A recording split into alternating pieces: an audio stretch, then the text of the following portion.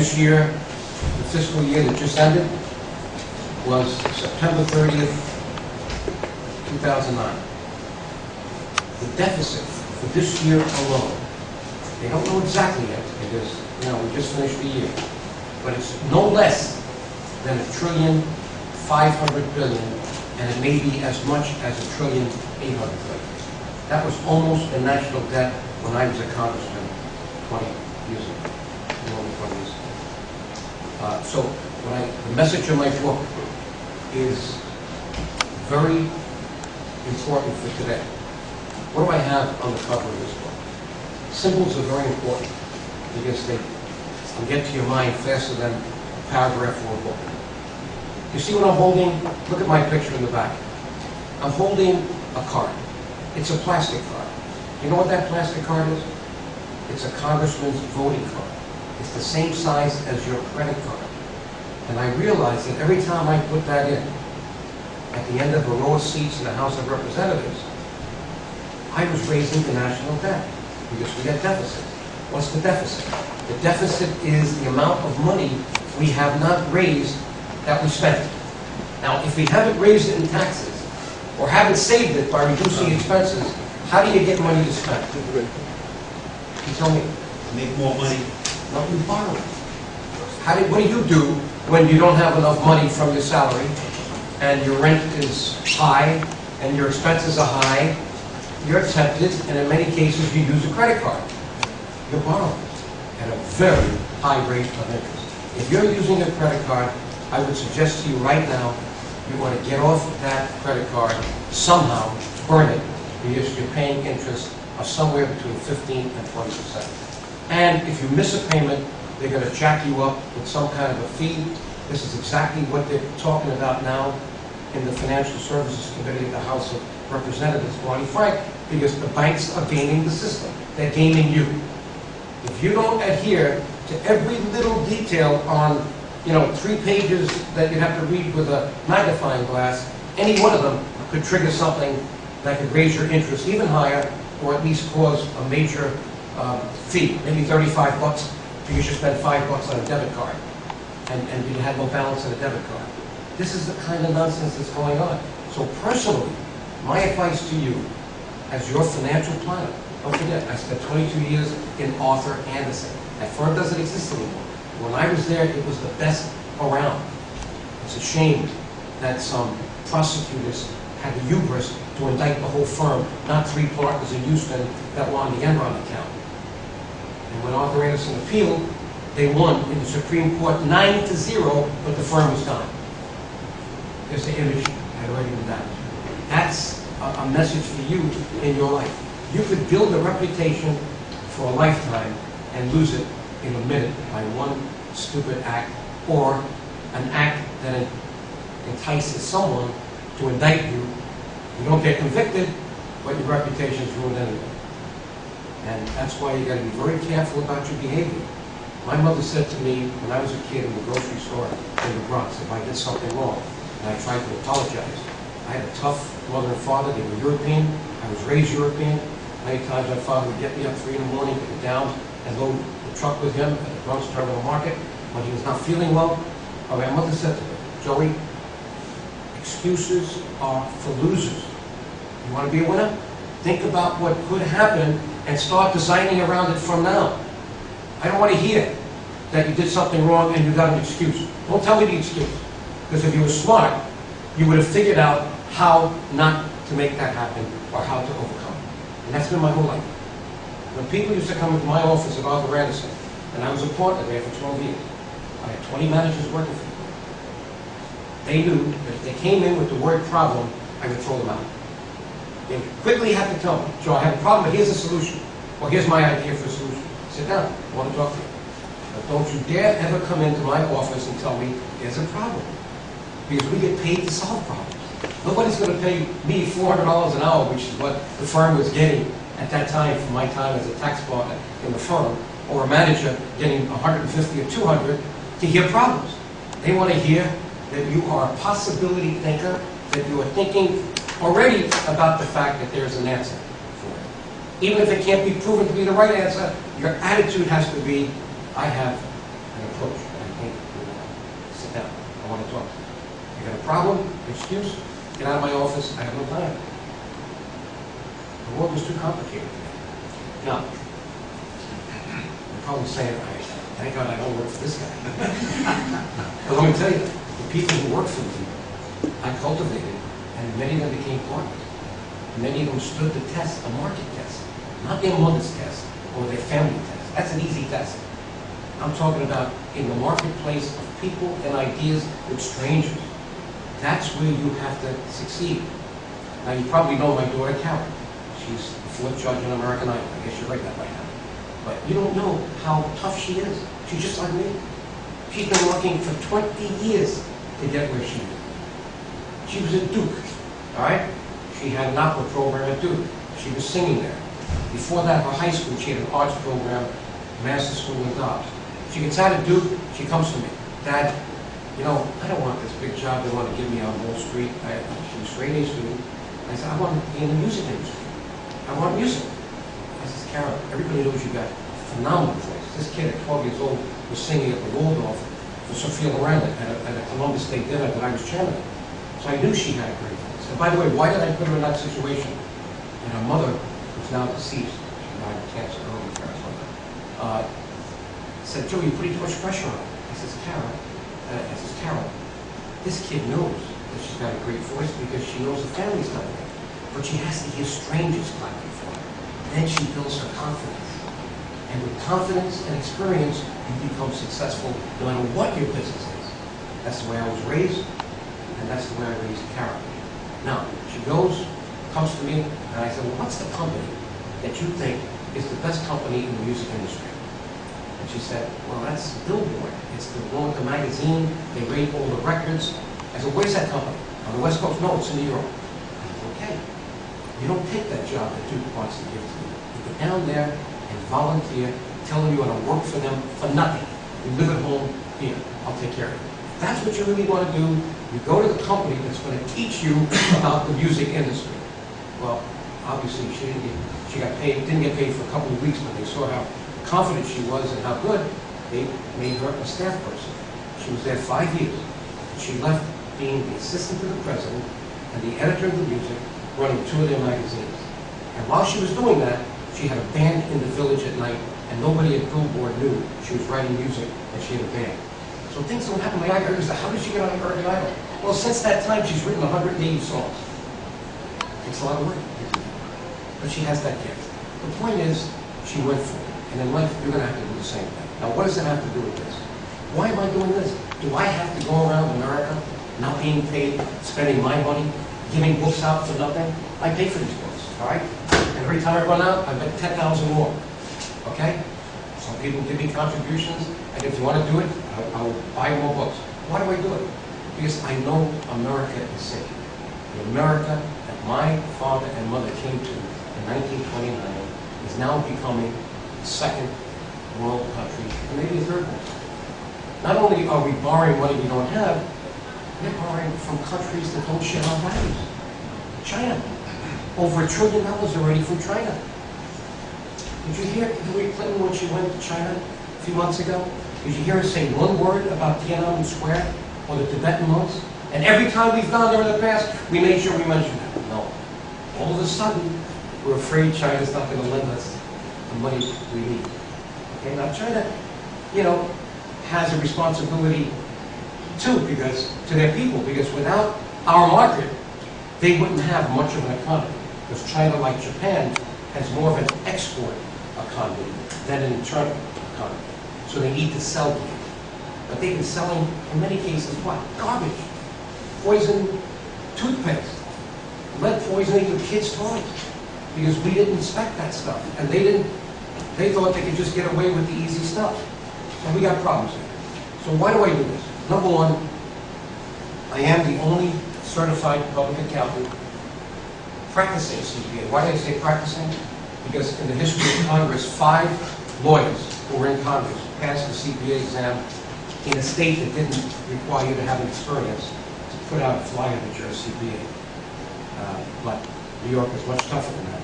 And here's me 23 years ago, 1986, interviewed Management Accounting Magazine, my bill, to put in, to get chief financial officers for every government agency and department. And you might say, well, Joe, we didn't have CFOs then? No. You had controllers, you had bookkeepers, you had government auditors, but you didn't have professionals who were qualified, certified public accountants or financial managers that could understand what the numbers meant, not just shoveling the numbers from one page to another and we have a total and here's your answer for today. No, what do those numbers mean? What does a certified public accountant do? What does a chief financial officer do? And many of them are presidents of companies today, unlike 20 or 30 years ago. They have to understand what those numbers mean to the company. Is the company really making money? Or is it just showing profits that are a masquerade because they're accounting for things the wrong way, like Enron did? If you want to be working for a company and succeed, you want to be sure that when you retire, that company has value so you have something to retire on. That's one of the biggest problems we have today because many of these companies try to game the system. And we can see that day by day.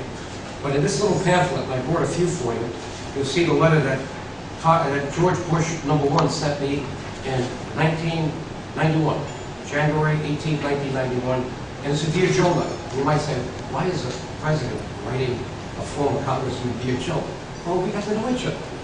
His wife was born in my district, and when they thought I was going to win that race in a Democratic district that no Republican had ever won, they sent in President Ford, Jack Kemp, Vice President Bush 3 times, and one time he came with his wife, Barbara, to walk the streets of Rye, where she was born, to knock on the doors with me. So I got to know the Bush family very well, and he'd be saying, Joe, I know you're not here, but I just signed your bill for the Chief Financial Officer and Financial Management Reform Act. That bill is and it has its 20th anniversary next year. So what's the real problem we face? You're not accountants, I think, many of you, but you should understand this, that the national debt that government tells you about is the bonded debt. What do I mean by bonded debt?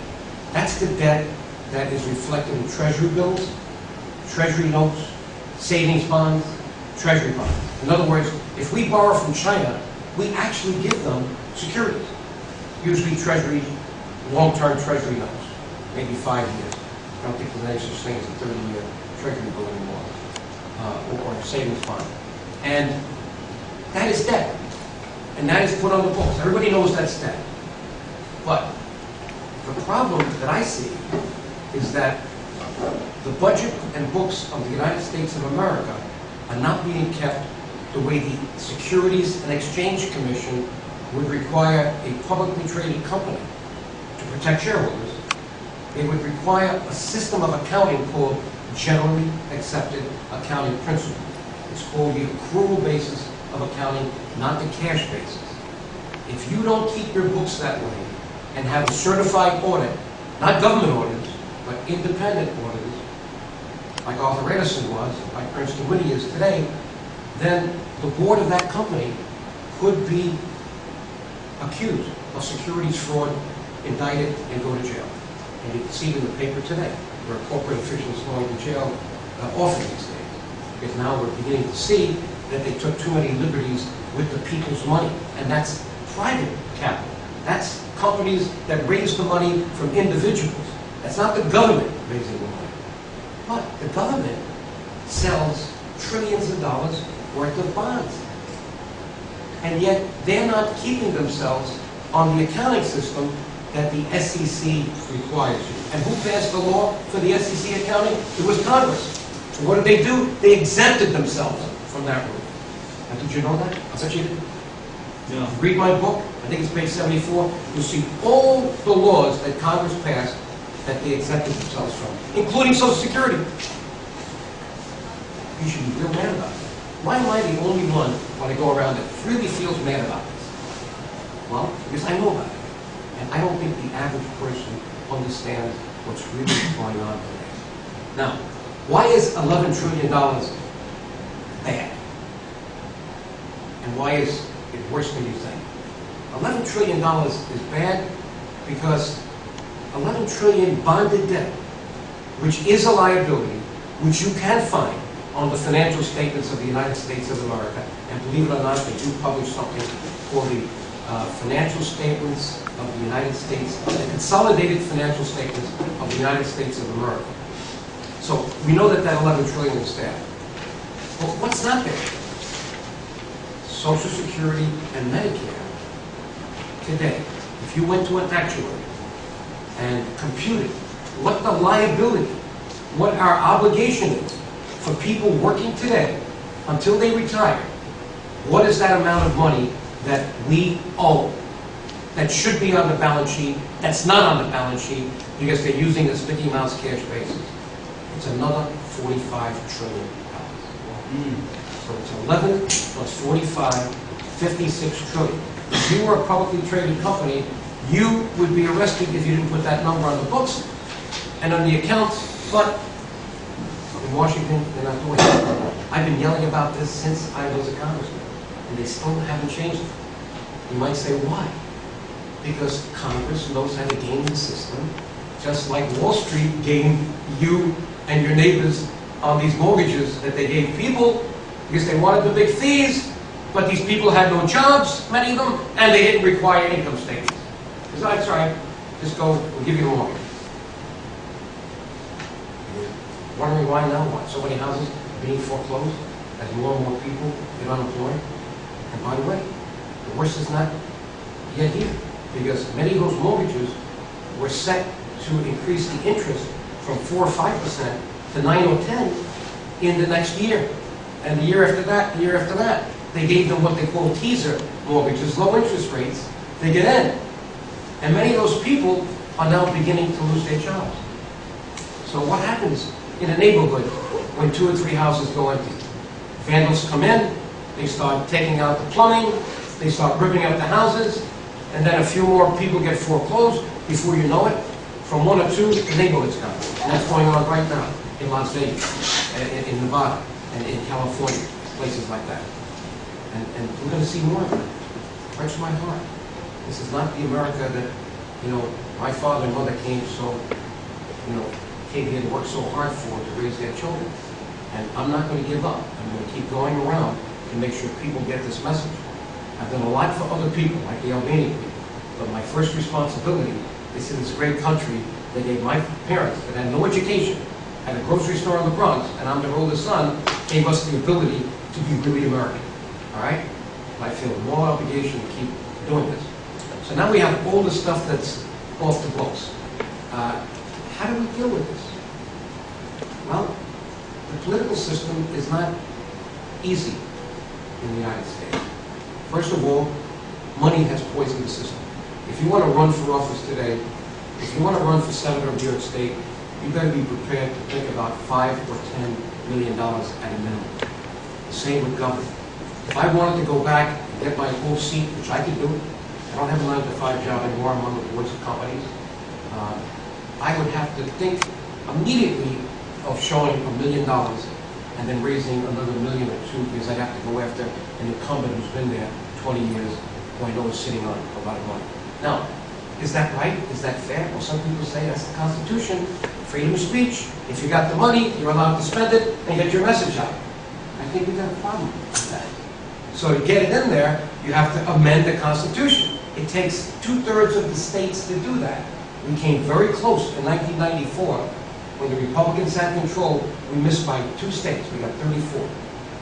Are we ever going to do that again? It's going to be very, very difficult, because what people like to do when they're in office is they like to stay there. They think by spending money and showing you what they're bringing back to their districts, that's going to keep them in office. But that now is accumulating to the point where it's starting to choke us. Because if we keep adding debt like this to the national debt, even the bonded debt, stick with the 11 trillion. You see what's going on with monetary policy today? What's the interest rate today? Very low. About 0, if you're a banker, okay? I mean, if you're borrowing for a house, it's probably close to 5%. Prime rate may be, 3. But if you're a banker, you go to a discount window, and they've kept it there artificially. That's why the dollar is so low. Try to go to Europe now on a dollar and see what you get. Try to go to Kosovo and see what you get in terms of euro. The dollar is down. Why? because the dollar is weak. We're not paying any interest. When you don't pay interest, people don't want to buy your bonds. That weakens the dollar. Now, this has been an artificial effort to keep that interest down. What does that tell you? If we keep spending money we don't have, if the Federal Reserve System, now they say, has expanded the money supply by at least $2 trillion beyond the bonds that were issued by, that's not even on the books, by the way. Federal Reserve is completely independent, doesn't even have an audit. But the point is, we are flooding the system with money to create an economy because we know the economy is so bad, so we're trying to create an artificial one. Like we did when we told people, oh, take another loan against your house. Use it as an ATM machine. Don't worry about it. The value of the house is going to go up, you pay it back later. Well, what happened? The values went down. People are losing it. But the government is taking the same approach now. Obama and the Fed are saying, hey, let's keep the interest rates down, let's keep flooding the money out there. We can't raise taxes because we might then lose our seats. Nobody wants to pay more taxes. In fact, we can't because they're out of jobs anyway. So let's just keep borrowing money, let's keep printing money and get it out there. What does that tell you? The interest rate in 5 to 10 years is going to be much bigger than it is now because they can't keep it up forever. Now, when it gets up to 5 and then maybe 10%, you know, when I was a new congressman, 1984, 3 years before that, under Jimmy Carter, guess what the prime rate was? 21%! Try to buy a house with 21%. That's what it was. That's how bad. That was the stagflation we had in 1979, 80, and 81. Now, it came down under Reagan. We did some things to reduce spending, control the deficits, although we still had deficits. And we had Volcker, a great Fed chairman, zeroed in on inflation as the biggest thing, and then Greenspan came, and he was doing that too. That was the good side of Greenspan. The bad side of Greenspan is he's a libertarian, like Ron Paul, and he doesn't think we need any regulation. So now he comes before Congress after 20 years to say, forgive me, I did wrong. I can't believe I thought that we needed to control human behavior. I didn't think human people would act this way, you know, if we gave them all this money with mortgages. Did you hear it? He went before Congress to apologize. It's like his whole career went down on that one thing when he said, I was wrong. I thought that this could never happen, that the free market would work to correct itself. I didn't realize that human nature being what it is, so many people would game the system. He's still a very rich man, but he apologized. I don't know what that does for you, but I think we have to start taking things in our own hands. Doesn't mean we run out on the streets and start, you know, getting people with guns, but we got to be much more active, engaged in the system. So we don't have a balanced budget amendment, and we may never get one anymore. What is the other thing the founding fathers forgot to do? Term limits. You've got senators now, Byrd, he's there 50 years, and he's proud to be there 50 years as they wheel him in. His staff is running the office. I'm not proud that he's there 50 years. And the same with Dingell. Who the hell is he? His father was a congressman in Michigan, gave him the seat because he had the same name. That's going on today, by the way. Congressman retires, they have a son with exactly the same name, or a daughter close to it, and it's easy to get elected because people don't read everything. Oh, the name. They remember the name, though. And there's at least 4 or 5 of them in Congress today with the names of the fathers and mothers. Is that? Do we want a dynasty here? Or do we want a representative government? House of Representatives is supposed to be the most incredibly independent, democratic body in the world. Every seat in that House today represents 580,000 people. Every 10 years, you know, it goes up. That's why we have redistricting. You don't change the number of congressmen or congresswomen, but the country gets bigger, and we shift the seats around, and even that's not done the right way. It's done by politicians when it should be done by independent people. The point is, we have too many people in Congress gaming the system, and they're keeping their seats. And we don't need them there for that long.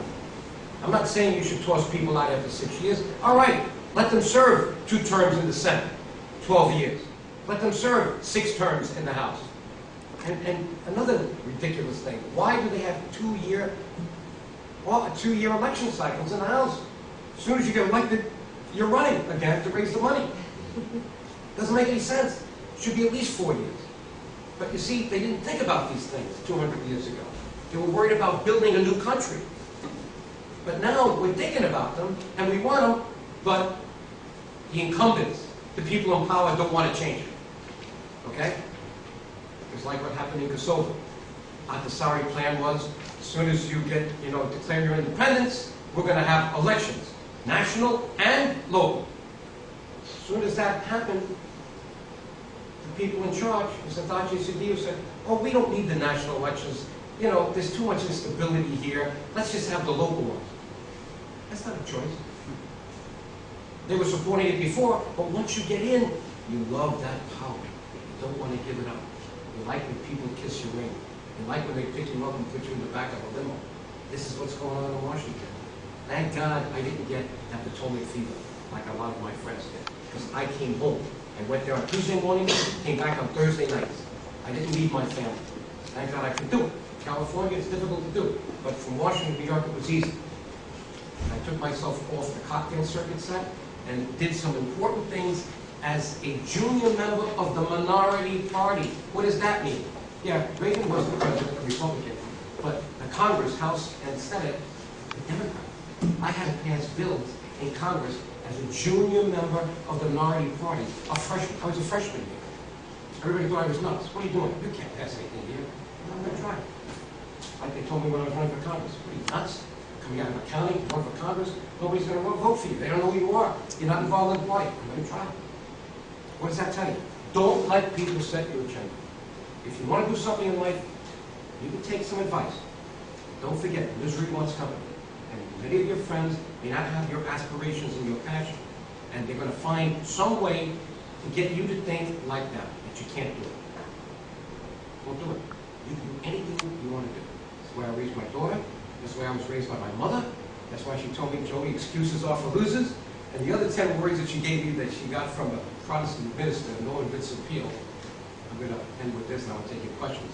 The 10 most powerful words in the English language. When put together, only 2 letters each.